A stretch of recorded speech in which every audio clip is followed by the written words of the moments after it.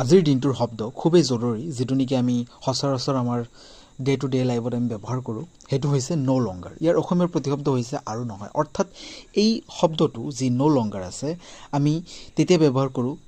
উদাহৰণস্বৰূপে আমি প্ৰথমে কিবা এটা কৰি আছিলোঁ বা কিবা এটা কাম কৰি আছিলোঁ, ক'ৰবাত থাকি আছিলোঁ, কিন্তু আৰু সেই কামটো আৰু আমি কৰি থকা নাই বা আমি সেই ঠাইটোত থকা নাই। তো তেনেধৰণৰ অৰ্থ আমি বুজাবলৈ এই শব্দ ব্যৱহাৰ কৰিম ন' লংগাৰ। উদাহৰণৰ সৈতে আমি ভালদৰে বুজোঁ, she no' longer lives in that village.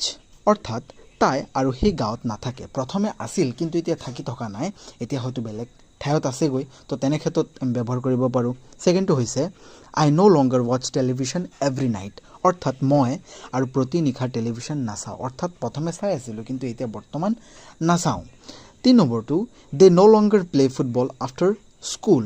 অৰ্থাৎ স্কুলৰ পিছত আৰু ফুটবল খেলা নাই। আগত খেলি আছিলোঁ কিন্তু এতিয়া বৰ্তমান খেলা নাই। 4 number the shop no' longer sells fresh fruits.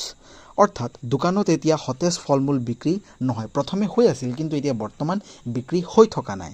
5 নম্বৰটো হৈছে he no' longer works for that company.